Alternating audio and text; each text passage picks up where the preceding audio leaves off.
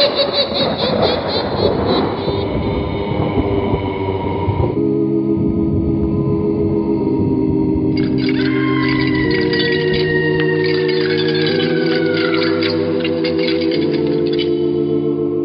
Mysterious Old Radio Listening Society podcast.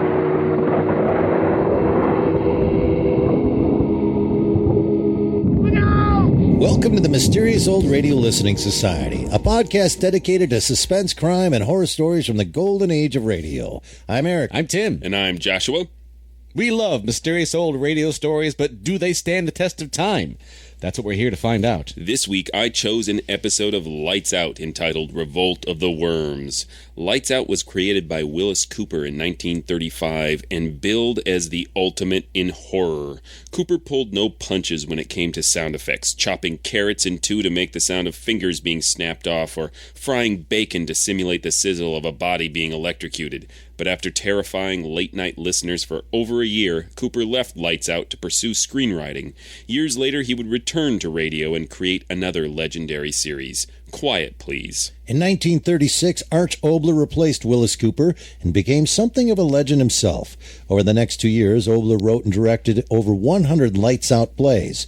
His first story for the show, Burial Service, depicted a paralyzed young girl being buried alive. NBC was flooded with letters from outraged listeners. Fortunately, his next play proved less controversial. The story of a wife who turns into a cat called, wait for it, Catwife. Old-timey people didn't care much about spoilers, I guess. It was during his tenure on Lights Out that Oboler developed many of his signature storytelling techniques: stream of consciousness, dialogue repetition, metafictional humor, and the blending of the fantastical and the political.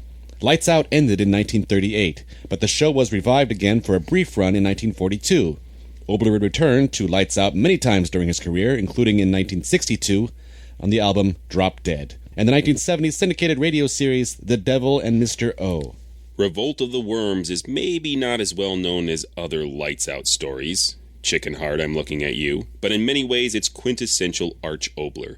So with that in mind, we tell you calmly and very sincerely, if you frighten easily, turn off this podcast now. It's late at night, and a chill has set in. You're alone, and the only light you see is coming from an antique radio. Listen to the sounds coming from the speaker. Listen to the music, and listen to the voices.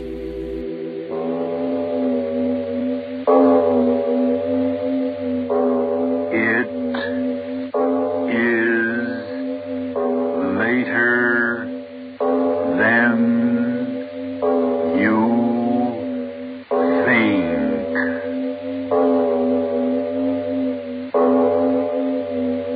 This is Arch Oboler bringing you another in our series of stories of the unusual. And once again we caution you, these Lights Out stories are definitely not for the timid soul. So we tell you calmly and very sincerely, if you frighten easily, turn off your radio now. And now, if you haven't already done so, turn off your lights now and listen to Revolt of the Worms.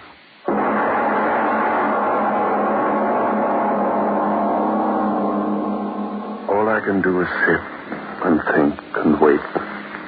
Wait for the floors to lift and the walls to crash.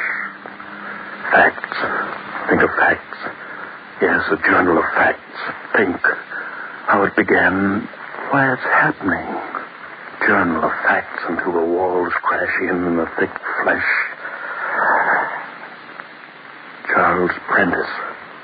There's a fact. Chemist and fool. Fool. Run away. Run away. Run away. Run away from reality. War. War. War. Run away. You mean we're going to live in this God-forsaken place, Charles? Yes, Claire, I remember. You did say that.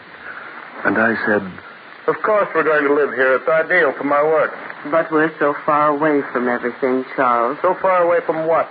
Your friends? My friends? All right, Charles. Whatever you say, Charles. You never disagreed with me, did you, Claire? Why, it's so quiet up here, it's almost as if we were out of this world. Yes, I remember young Jackson. You did say that. I like working with you, sir. Why, up here, it's almost as if we were out of this world. Out of the world. I've wanted to be out of the world. Hide. Until it's over. Yes, why not? Why not? What are you going all the way up there for, Prentice? To do my work, of course. But who cares about propagating new varieties of roses at a time like this? The times have nothing to do with it. I'll do what I please. I'll do what I please. But, Prentice, to leave suddenly like this, it doesn't make sense. Roses are fine in normal times, but a chemist of your ability, in times like these, certainly there's more productive work that you could do. I'm not interested in your opinions. I'll do what I please. You hear me? Do what I please. Do what I please. Yes, sir. Everything's ready, sir. Greenhouse. All ready for you, sir. 1 week ago, Wednesday. Does the wind always blow up here, Charles? Eh? I said the wind. Does it always blow like that? Why? Frightening. Mighty less frightening than the things that are happening back in the city. I suppose so. I know so. Where's that boy? Jackson. Yes, sir. The phosphates, are they ready yet?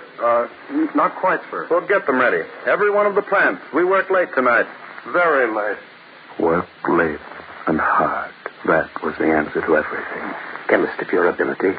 In times like these, there certainly must be more important work than propagating roses that you could do. A chemist of your ability. In times like these, there certainly must be more important No, wouldn't think of that, I told myself. Wouldn't think of that. Roses. Yes, develop the greatest rose in the world. That would be my answer to them. While they bombed and burned, I'd develop the largest rose the world had ever known. And when the world settled down again, I'd come back and bring the rose to them, and they wouldn't care if I had run away. My plan. Why did it go wrong? Claire, why did it go wrong? Claire. Oh. Dead. You're dead. They killed you. Dead as I'll be dead. If I could only think, why did it go wrong? Well, I put the solution that's left over, Mr. Prentice. Yes, I do remember. That was it. Oh, gosh, Mr. Prentice, I'm trying to understand, but I'm so tired. You must keep working. The only salvation is to work. Oh, what's salvation got to do with roses? Don't be impertinent. Do your work. Yes, sir. 2 cc for each plant, and careful. Don't let any of it touch the stem. Yes, sir. Yes, sir. You weren't very happy, were you, Jackson? Those were things you couldn't understand. It isn't that I don't want to work, Mr. Prentice. It's just that I'm all mixed up. These roses. Why do I have to pour this stuff on them every hour, on the hour? It doesn't make sense. Hormones? Sure, I know what they are. Secretions from the glands in the human body. Sure, I know what they're for. Make us grow and everything. I get it. That's what you try to do with the roses, and make them grow fast and big. But how do you know these hormones will work on plants, Mr. Prentice? And how do you know how much to give them, and how big will the roses grow, Mr. Prentice? Questions. Everlasting questions. But now I ask them, why did it go wrong? Thursday. Thursday? What do I remember? Well, I throw the hormone mixture that's left over, Mr. Prentice. Mr. Prentice, I said, well, I throw the hormone... Go away. Can't you see that I'm working? Yes, sir. Yes, sir. Yes, I remember. Friday. What a Friday. Friday night.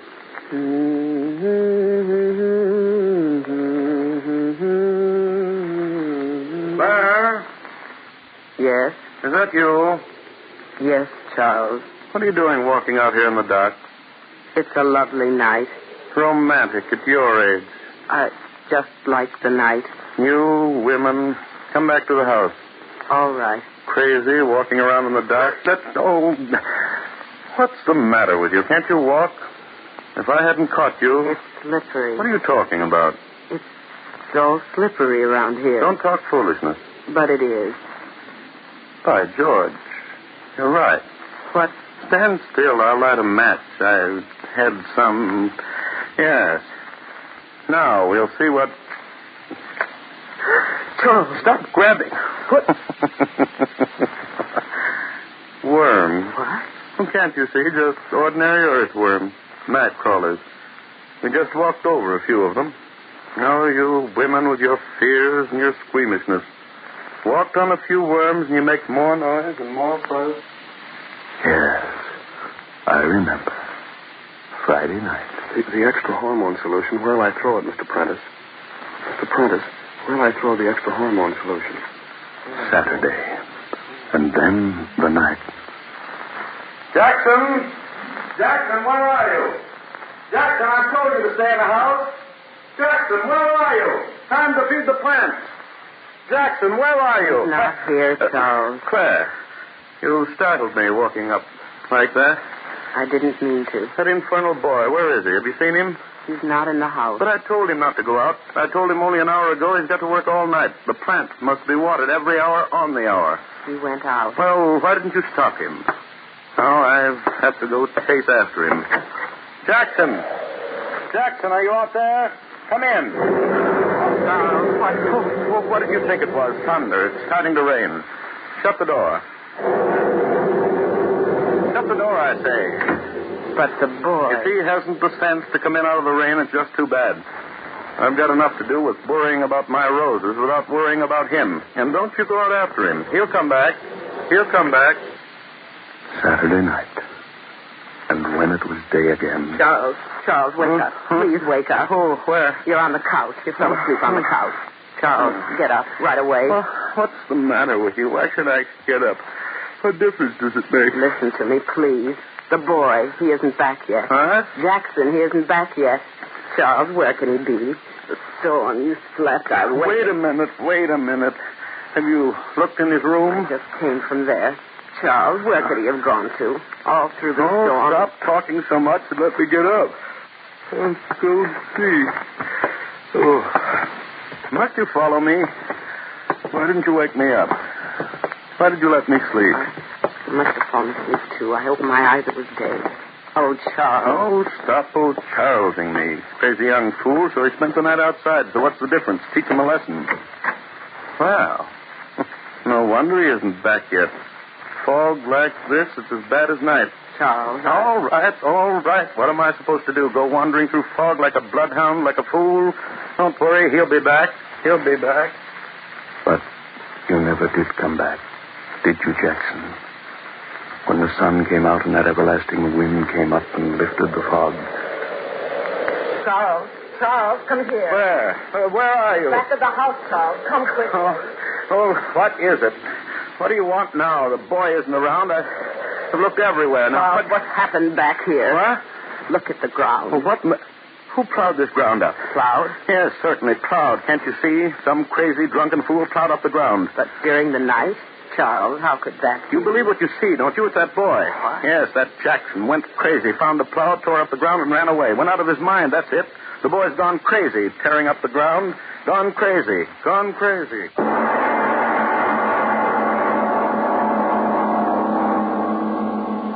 And then, that night, that same night after I thought Jackson had gone crazy, run away, I went back to my work, Sunday night. Charles, can I speak to you? Charles, please stop your work and talk to me. Haven't you lived with me enough years to know I don't like to be interrupted when I'm working? But I'm frightened. Are you? Really? Charles, stop it. Are you out of your mind? Yes, maybe I am. What did you say? Maybe I am crazy. All right, maybe I am. That's the only way I could have lived with you all these years. What? Endured your selfishness, your unbelievable selfishness. Well. Everything's for you for 20 years, everything for you. Now, that's enough. Your work, your pleasures, what you think, what you want, everything for you, nothing for anyone else. Will you The shut gentle up? little Mr. Prentice, the scientist, the good husband who never lifts his voice. Mother in heaven, I'd rather be married to a fool with a heart in him than you. Well, then... You haven't got a heart. You never had a heart. It's you, and no one else, and that boy can be dead out there and you don't care, and I can be dead and you don't care as long as you're safe and doing what you want to do. Will you go away and let me go on with my work? Charles, I'm frightened. That boy... Now there are noises. I'm asking you for the last time to go away and let me do my work. But listen to me. You've been out here all night. I've been in the back of the house alone, and I've been listening, and I didn't want to come in here, but I had to. Charles, things I said, I meant them. For years I've meant them. All right, that doesn't matter. But I tell you this, There's something outside the house. Find out what it is, Charles. 20 years ago, I thought you were an irrational woman. I thought I'd trained you out of that irrationality. I was wrong. I'll humor you just this once, but never again. Where are these noises? At the back of the house. The lantern handed to me? Yes. Thank you. You're frightened. You don't have to go with me. I want to know. What? That you're a fool? Well, so what am I supposed to hear? There's nothing. Hello out there. Hello. Well, what now? Listen. To what? Listen. To what? I thought... You heard the wind whistling through the cracks in your brain. Come into the house. Charles, wait. Wait for... Here? Yeah. So what? Give me the lantern. If it's that boy... It could be him, couldn't it? That crazy young fool playing practical jokes. If I get around the corner of the house and... What's going on here? Charles, something moving under the ground. Yeah. So dark. Can't quite make out. Charles, what is it? I don't know. Animal of some sort? Take me back to the house. Oh, go yourself. Moon will come out of the clouds. See what this is. Give me the lantern, Charles. No, I want to see. The house is back there. Turn around and go back to it. Go ahead. All right.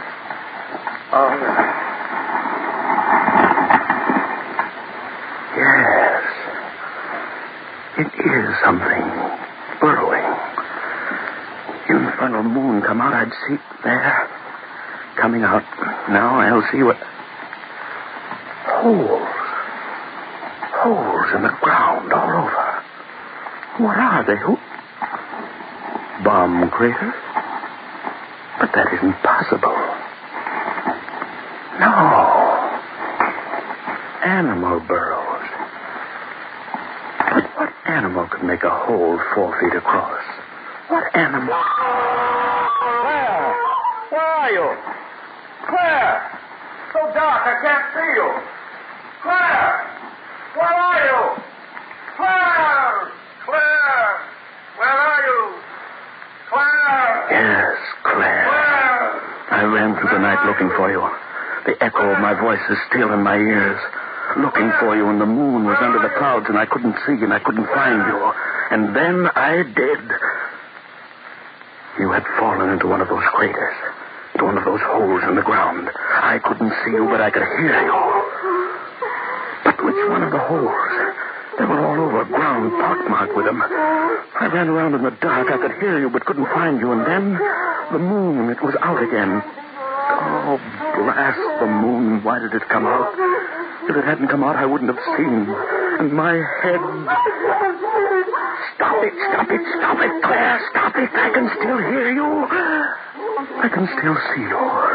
Your body down in that hole.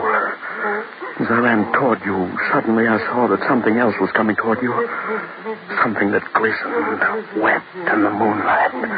Something long and slimy. A great twisting snake. Yet not a snake. Not a snake. And the fear in me made me fall to the ground, and I saw, as I lay there, I saw. The thing moved toward the hole in the ground as if you weren't there. As if it were blind and couldn't see. Like a great blind worm. It was a worm. A worm, 10, 20, no, 30 feet long, crawling in fright to its home in the ground. And it moved toward you, Claire. Covered you. Crushed you.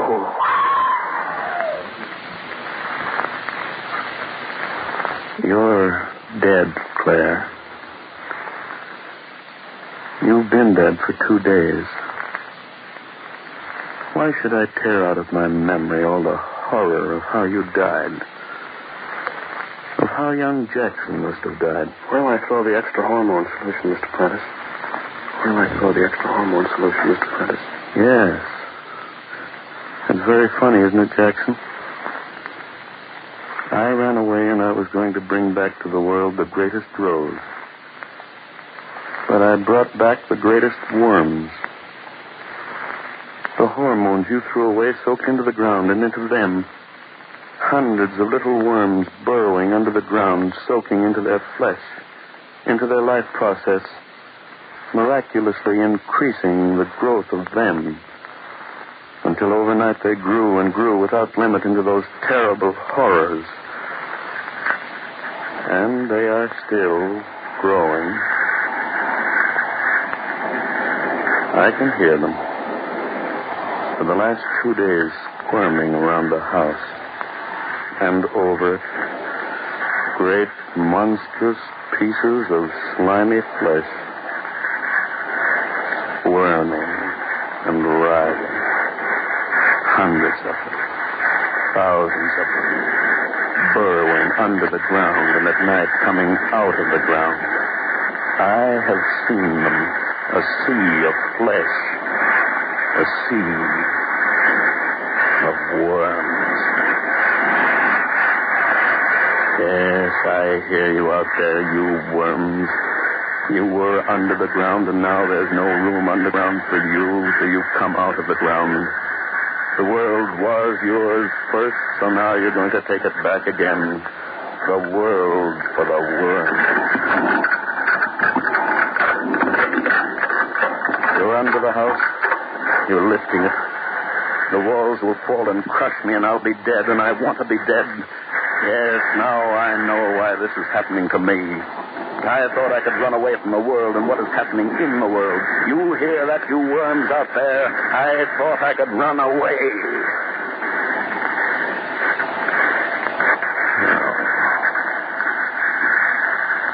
I'm very tired. Just sit here and wait for them. I know how I'll die. The walls falling, crushing. Window.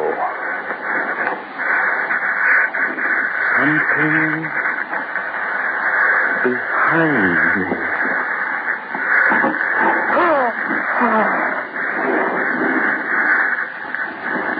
A worm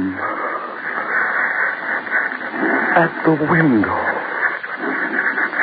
Head looking in. He's crawling in. And another following. And another.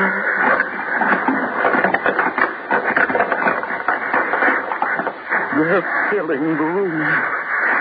Worms all around me. The worms. The worms around me.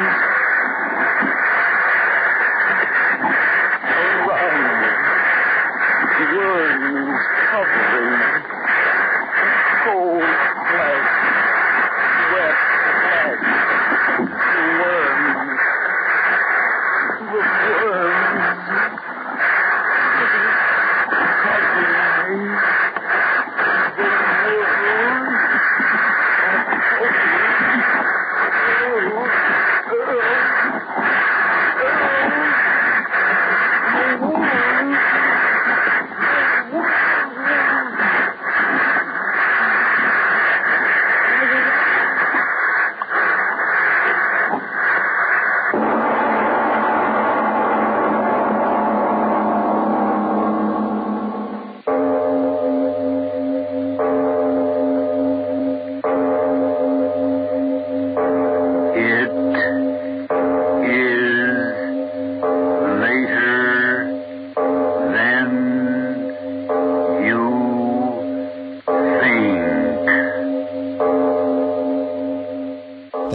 Revolt of the Worms from Lights Out here on the Mysterious Old Radio Listening Society podcast. Once again, I'm Eric. I'm Tim. And I'm Joshua. That was Joshua's pick this week. And Mr. Scrimshaw, let's start with why you picked and chose that for us to listen to this week. Well, it was actually the very first Lights Out I ever listened to in its entirety. Because as a child, Lights Out terrified me. That intro just freaked me out. It was the chanting and the gong and the "it is later than you think" slowly being intoned, and I was just like, stop the tape. And it didn't help that what I had was a tape that had Murder Castle on one side. Oh my And God. that was side A, so that was the first one. Kidding me. As a child, I got past the intro, which scared me, and then we got into Murder Castle and killing women and dying as they slowly sank into cement, and it's bubbling up and all the sounds. I was like, stop it. And I turned it over, and the fantastical elements of Revolt of the Worms was a little easier to digest for the young child, even though everyone dies in it. And it's super dark, but it's still giant worms, and so that had a distancing effect for me. So I would listen to Revolt of the Worms and then rewind to Escape Murder Castle and listen to Revolt of the Worms again. Right. I know some of this by heart. Yeah, Murder Castle, for those of you who are just joined listening to the podcast, is one that we've done, and you can go back and listen to that. It's gruesome. How old were you? I was probably between 8 and 10. Yeah. Your parents need to be talked to. Well, it's old-time radio, you know? It's old, so it must be wholesome. And then everyone is being murdered left and right. I think we brought this up before, but we'll say it again. I mean, there's a lot to be said in old-time radio about scene setting with your intro. And how you introduce an old-time radio show. This is right up there with one of the greatest intros. It is later. It's just beautiful. And I always am so desensitized to this opening. I have to go back and think about everything that's great about it. Just the idea that he does the reverse psychology and dares the audience to turn off the radio. Yeah, the whole, if you frighten easily, turn off your radio now.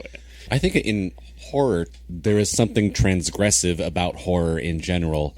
And so presenting this as a radio show that you probably shouldn't be listening to makes you really want to listen to it in a heightened state of alertness. Don't touch the paint. Wet paint. You want to touch that paint. Yeah, exactly. It becomes horror paint. So let's start with just the basic elements of this. The opening, I think, is brilliant. Here's what I love about the opening, the back and forth on the timeline. It's a very difficult thing to pull off and easily could be extremely confusing to listen to.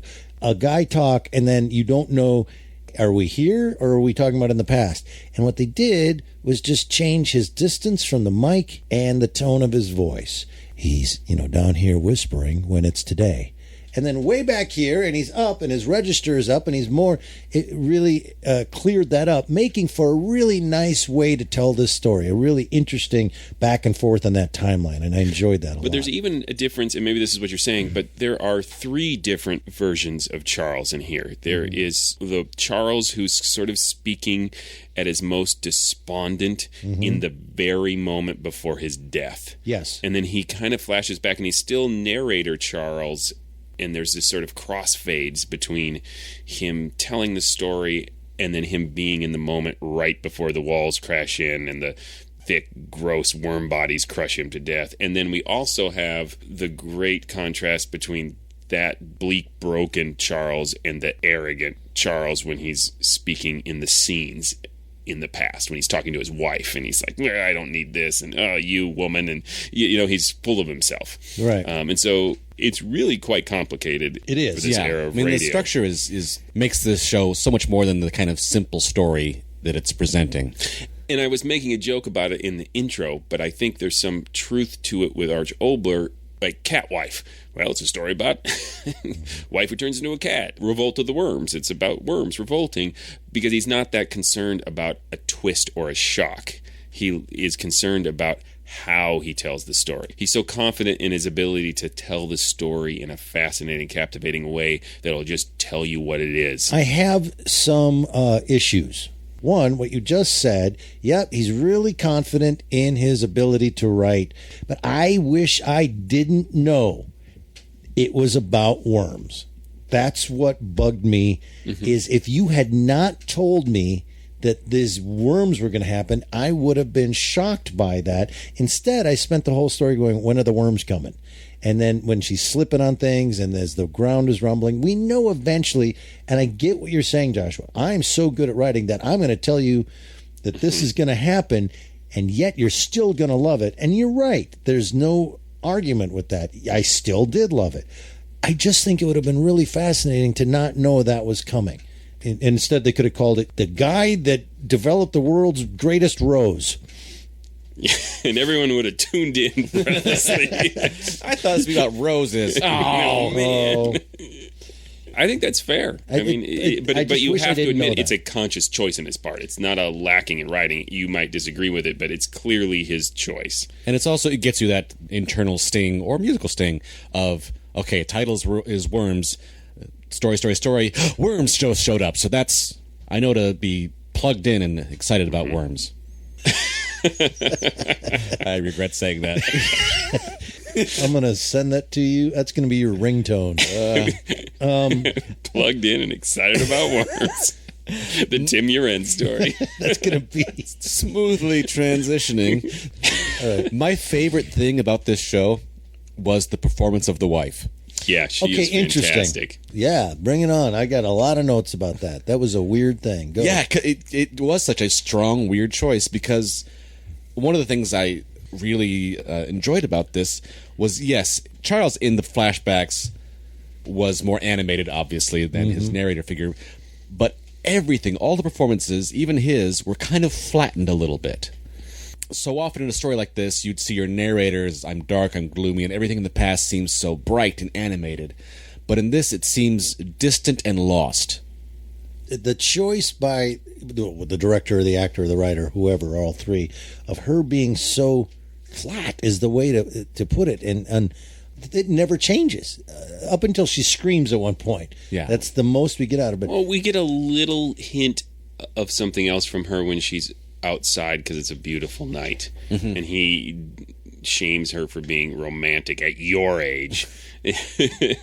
and so we do see why she's so flat. She's been beaten down by this guy. Well, and that brings up the other point that it's hard to listen to, and this is going to tie in with what you're saying. It's hard to listen to those lines of you women walking around in the dark, you women with your fears and your squeamishnesses.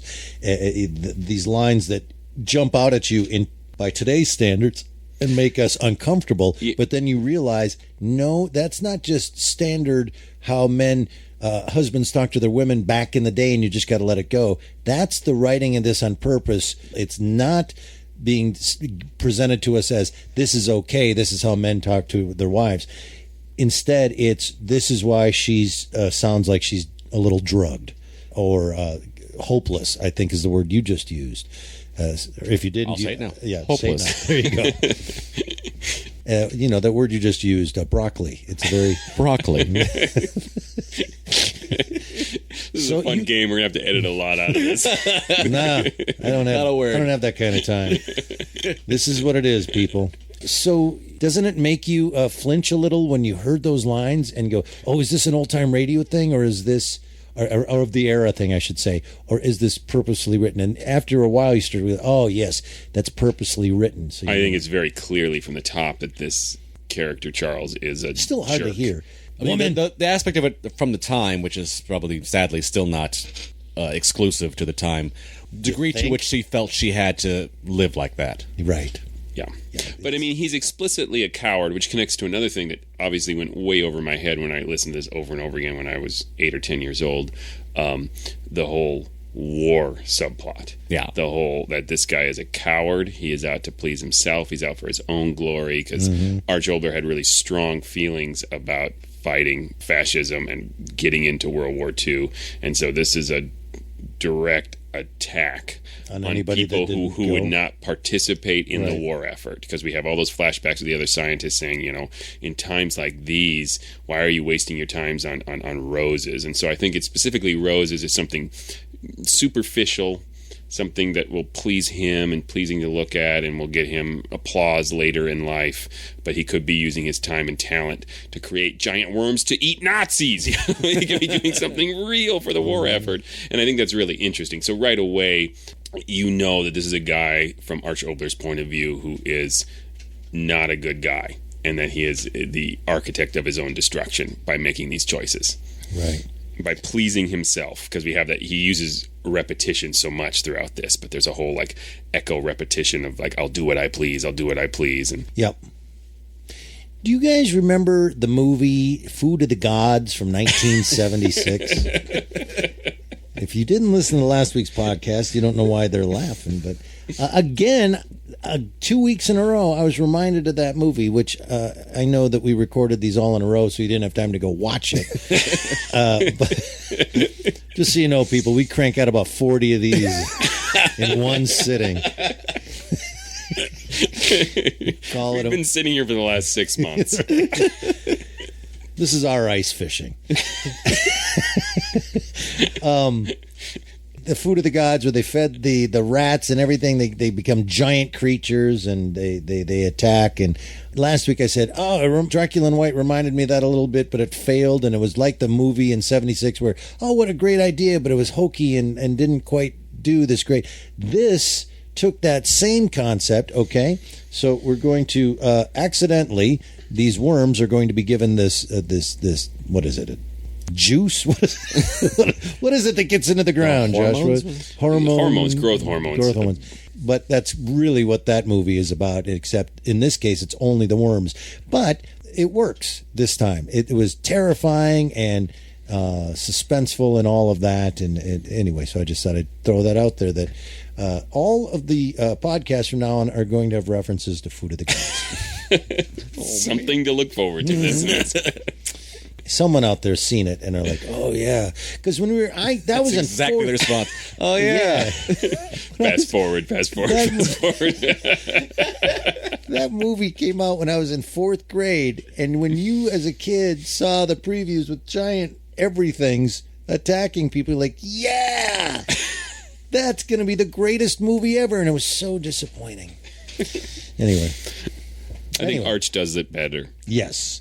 Very much so. It's interesting, though, despite his ill treatment of his wife, the horror he expresses as he describes her awful death of she falls into one of these wormholes and is crying out from the bottom of it, and he's following her voice and trying to find her in it, and then describes the worms crawling over her. It's really awful. And that goes on for, 2 minutes is fantastically horrifying. Great in a terrible way, but man, that was unnerving to listen to. Which is only the prelude to the ending, which I was just amazed at how long we spent with him. Yeah, as they were crawling over him and through the window. And that's I think it goes back to him choosing to put Revolt of the Worms in the title. He gets you into this headspace where, we're going to get into a world. Yep, they're going to be giant worms. So and the horror is so real that by the time you get to the end, in another context, when there's a guy describing, there's something behind me, it's the worm. He's looking in the window. That really should be absurd. Yes, that would be the neighbor worm coming for a cup of sugar. Yes. It should be comical. But he has just kind of changed the way we're looking at this scenario. Particularly, I think it's the death of his wife that makes any comedy we might feel about a worm sticking its face in the window going, you in there?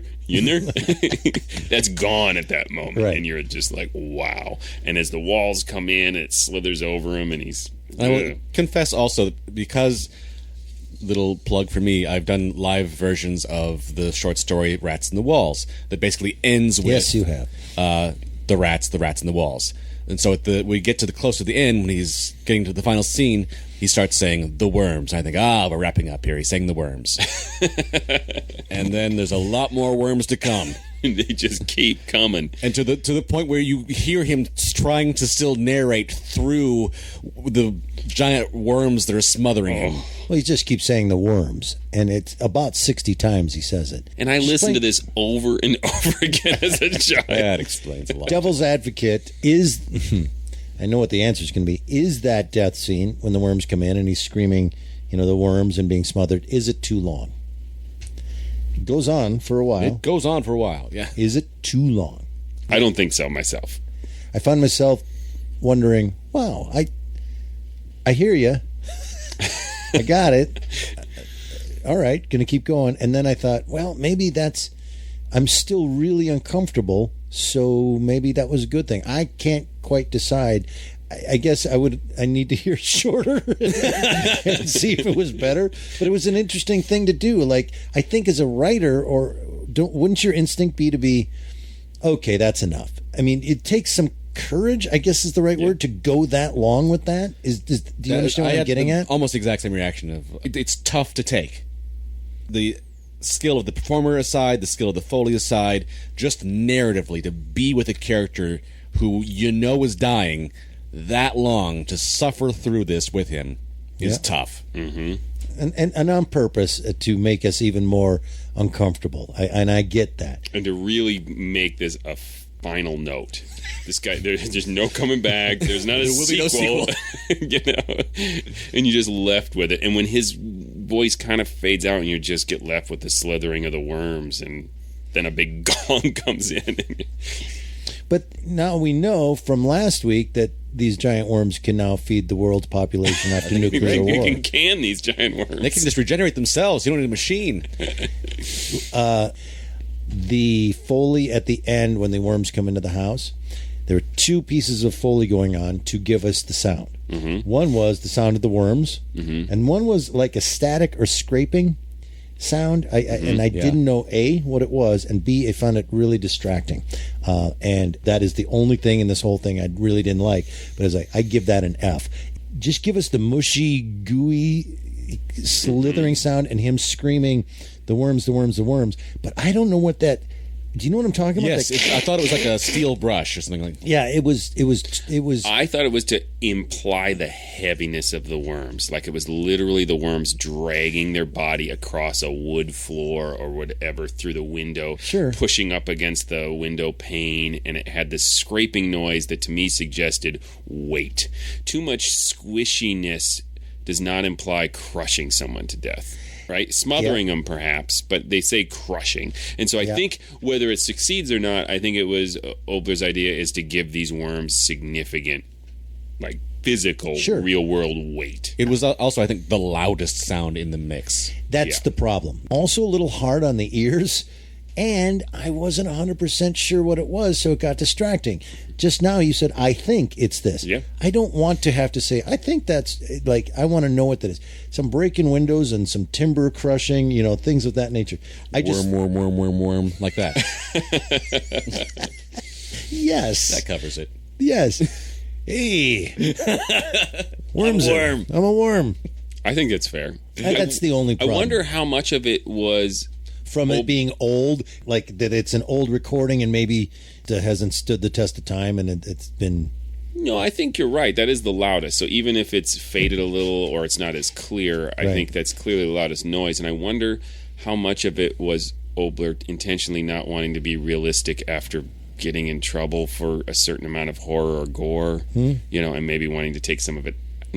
Some guy who lets some person be smothered for 2 minutes or however long it feels like. He's not concerned. He wasn't concerned. Yeah, it could easily be this was a live performance, and the guy who's doing the brushy sound effects was a little too close to the microphone. That's what I'm getting at. That just a production value issue I had. But other than that, I thought it was classic. Stands the test of time. I love it. I'm a little biased. I have a hard time separating myself because I've heard it so many times, and I can't really pull back enough on it. To me, it's quintessential Arch Oboler, because you do see so many of his tropes all meshed in there. The repetition of dialogue, the stream of consciousness, the political aspect to it that was totally over my head as a kid. So yeah, I just thoroughly enjoyed it both as a kid and as an adult. Over my head now.